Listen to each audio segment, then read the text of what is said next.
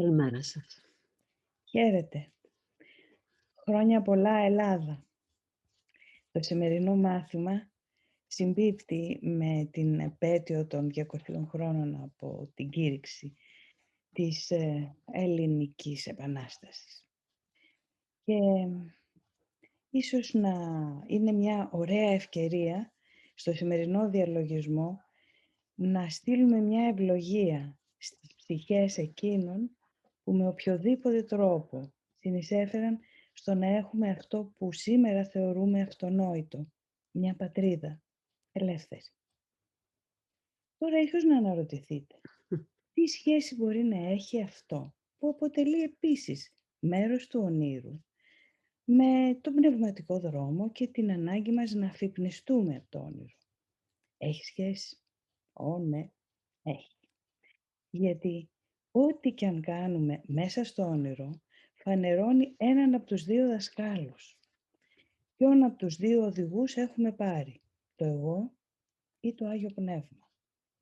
Έτσι λοιπόν, πίσω από κάθε κίνηση για αναζήτηση μιας πατρίδας υπάρχει λαχτάρα της ψυχής μας για να ξαναβρούμε την αληθινή πατρίδα, την ουράνια. Και πίσω από την αναζήτηση για μια ελευθερία υπάρχει η ορμή της ψυχής για την απελευθέρωση από τη σκλαβιά του εγώ, από τις ψευδαισθήσεις και από τις πλάνες του. Πίσω στα βάθη υπάρχει αυτό πάντα ως κίνητρο, άσχετα τι κάνουμε εξωτερικά. Ας τα θυμόμαστε λοιπόν αυτά. Και μία από αυτές τις μέγιστες πλάνες της ανθρωπότητας είναι ότι ο άνθρωπος έχει αμαρτήσει εναντίον του Θεού και έχει καταφέρει ένα χτύπημα στον ουρανό. Η ψευδαίσθηση του κομματιασμένου ουρανού και του διαχωρισμένου εαυτού είναι μία κυρίαρχη πεποίθηση σε πολλές θρησκείες και παραδόσεις. Ο άνθρωπος επιτέθηκε στον ουρανό, διαχώρισε τον εαυτό του και ύστερα κομμάτιασε τον εαυτό του σε πολλά κομμάτια που έχουν χαθεί το ένα από το άλλο. Αυτή είναι μία πλάνη. Και αυτή την πλάνη επιχειρεί να διορθώσει το σημερινό μάθημα με τις επαναλήψεις. Καλώς ήρθατε λοιπόν στο μάθημα 113.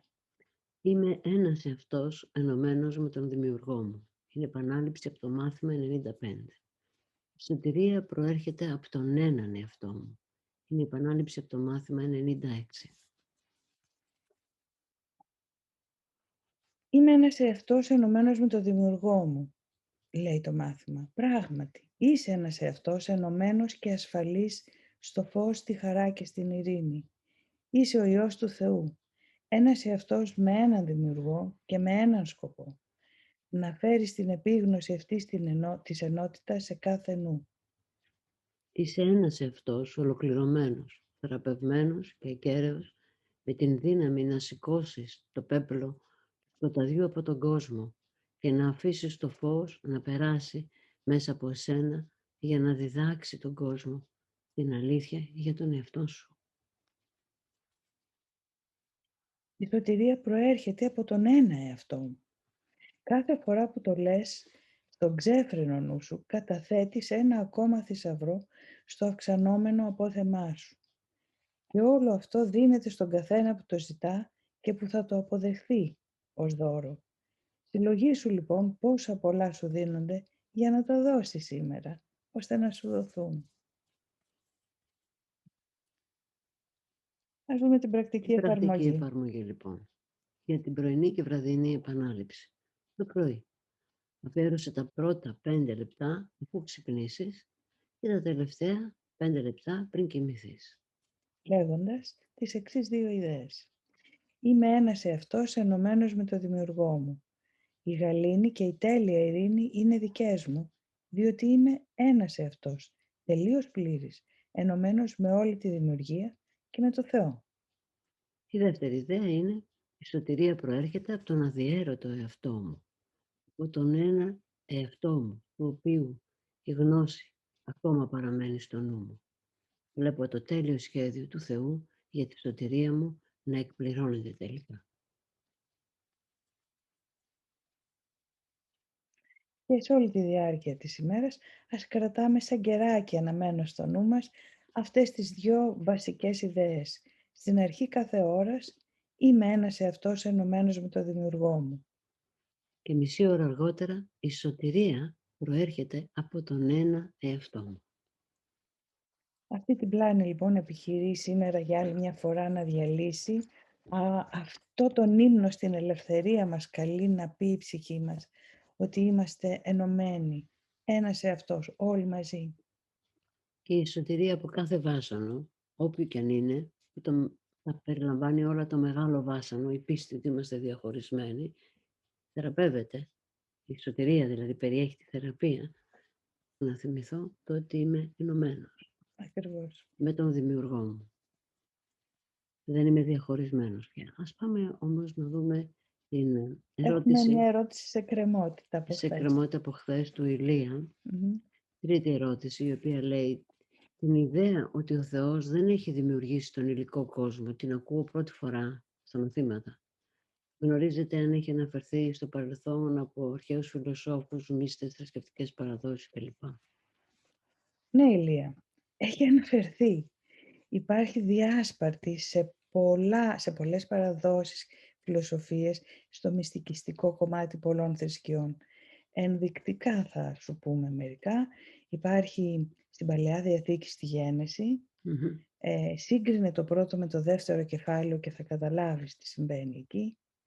Υπάρχει διάσπαρτη στον Πλάτωνα, αλλά αρκετά συγκεντρωμένη θα τη βρεις στον Τίμαιο του Πλάτωνα, που να πω ότι θεωρείται και ένα ιερό βιβλίο από τους Σούφι μυστικιστές, επίσης. Επίσης θα τη βρεις στον Παρμενίδη, στο ποίημα του Παρμενίδη. Υπάρχει λοιπόν, θα το βρεις παντού, αν ξέρεις να το αναζητάς. Τα μαθήματα θαυμάτων κάνουν τι? Παίρνουν όλη αυτή την πληροφορία που ήταν κρυμμένη, μυστική, συμβολική και τη φανερώνουν, τη λένε ξεκάθαρα.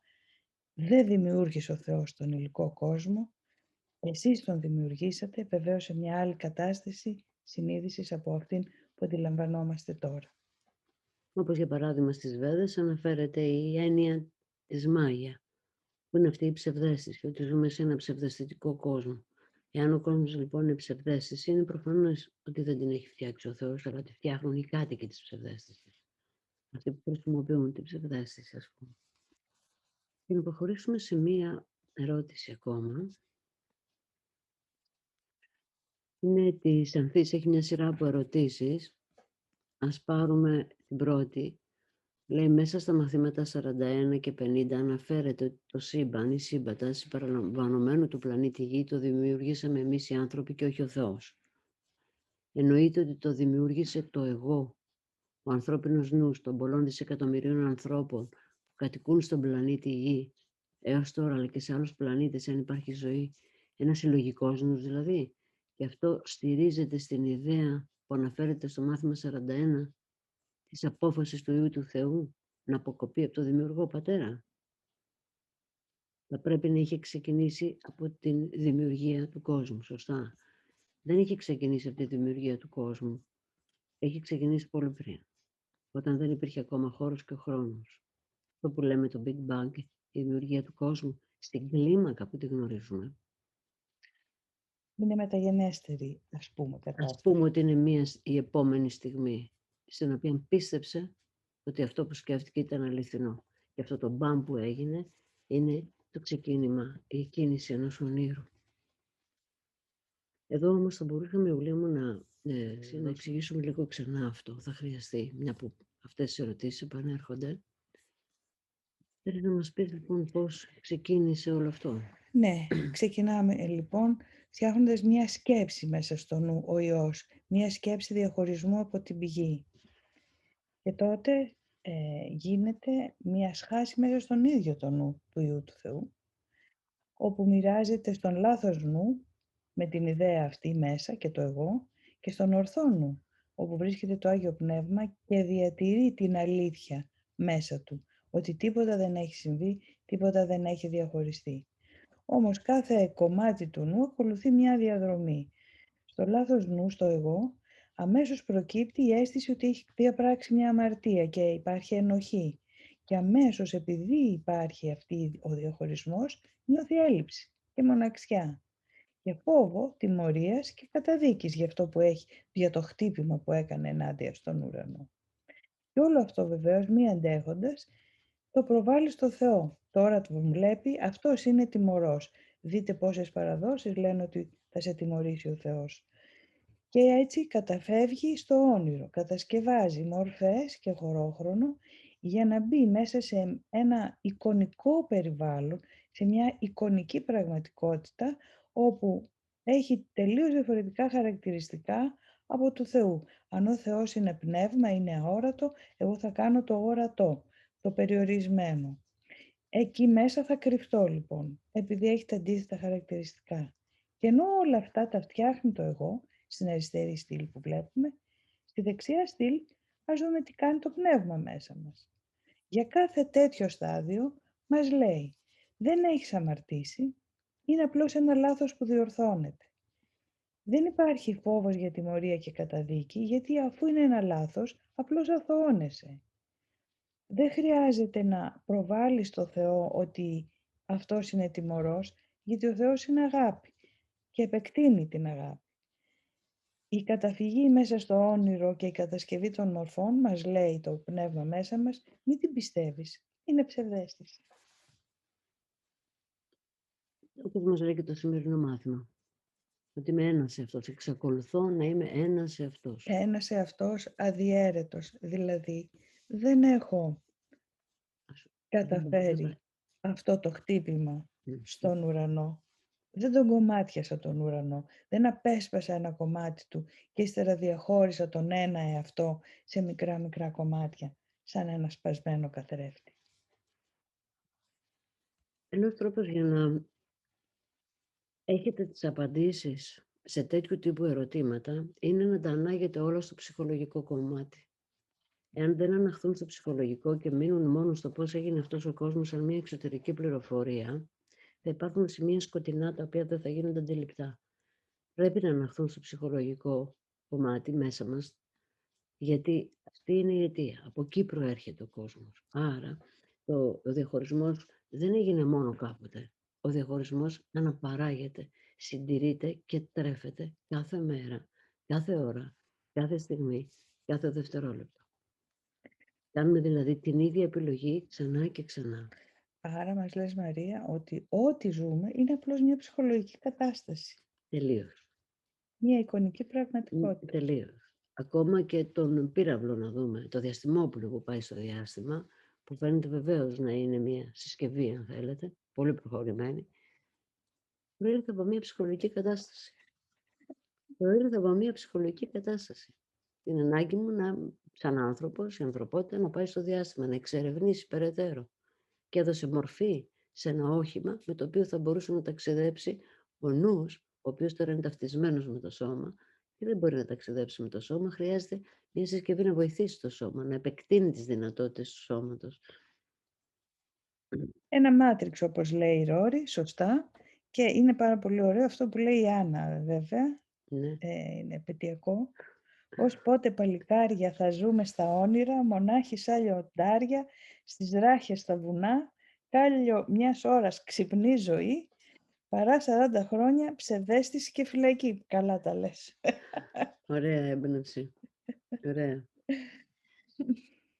Θα συνεχίσουμε αύριο με τις υπόλοιπες ερωτήσεις που έχουμε από την Ανθή και όσοι εξακολουθείτε να σας γεννούνται απορίες πάνω σε αυτά τα ζητήματα, μην διστάζετε να τις στέλνετε για να ξεκαθαρίζει ακόμα και αν είναι να επαναλαμβάνουμε τα ίδια πράγματα.